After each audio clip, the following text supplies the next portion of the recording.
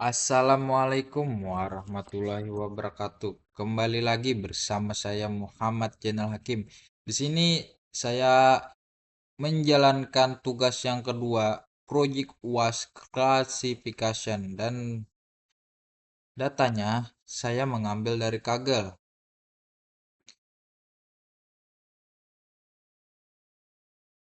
Nah, di sini dataset.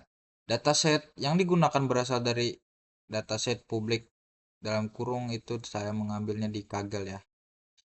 Dataset masih memiliki missing value dan format atribut yang tidak standar sehingga perlu dilakukan preparation sebelum proses data mining.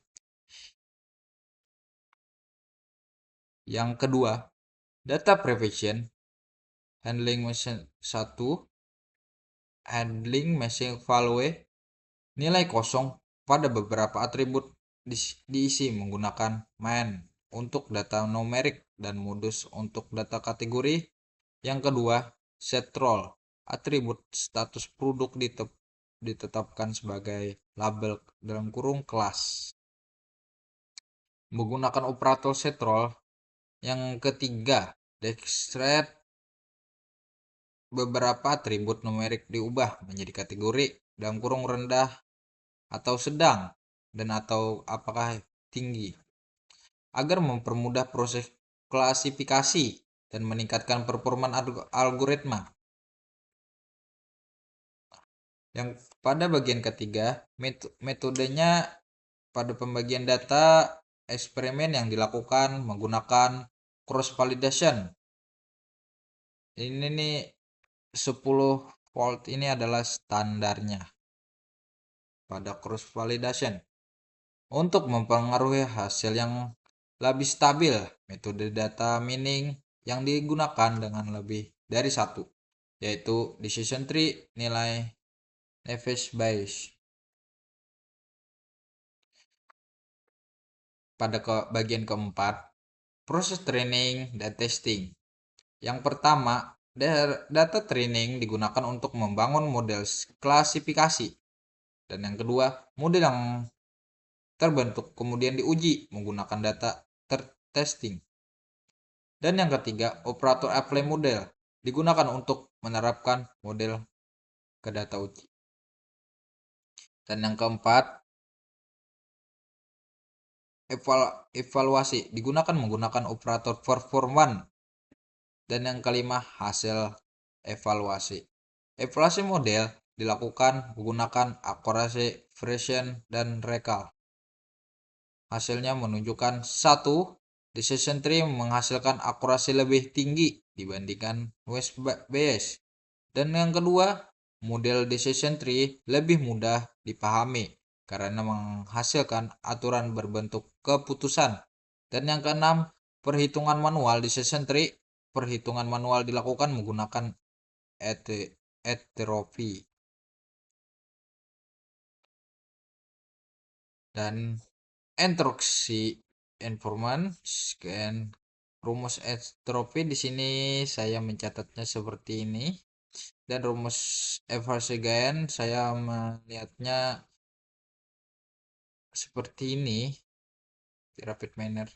Dan atribut dengan nilai gen tertinggi dipilih sebagai node akar pada pohon keputusan. Nah, kita membuka pada rapid mannernya, saya sudah melakukannya.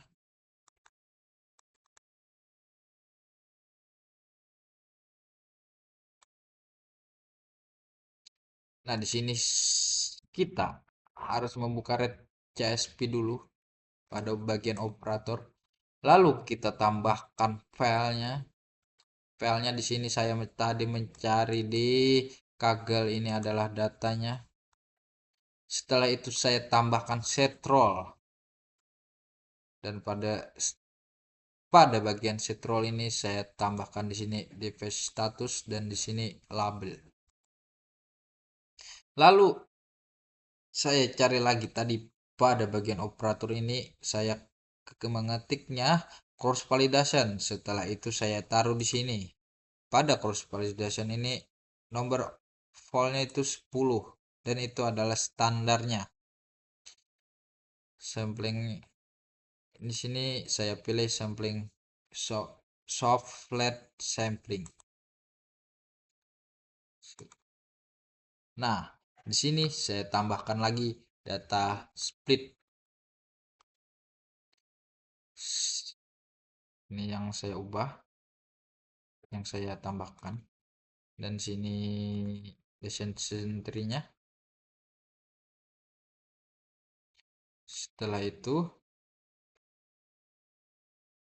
saya tambahkan lagi apply model. Ini kabel ini yang saya sambungkan. Setelah itu dash rate test saya tambahkan juga. Setelah itu di sini tadi tuh terjadi error. Jadi saya tambahkan dash rate test. Saya karena tadi terjadi error pada apply model ini pas saya sambungkan ke sini. Terus saya menanya. Terus habis itu saya tambahkan coba menambahkannya discrete dengan bantuan AI. Setelah itu ini kabelnya jangan sampai salah. Nah, setelah itu kita run.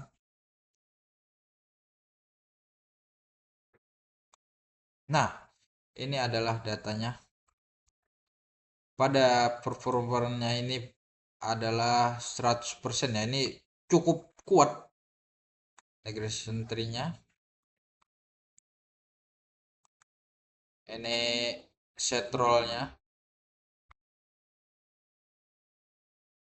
Kembali pada desain dan kita akan kembali ke kesimpulannya.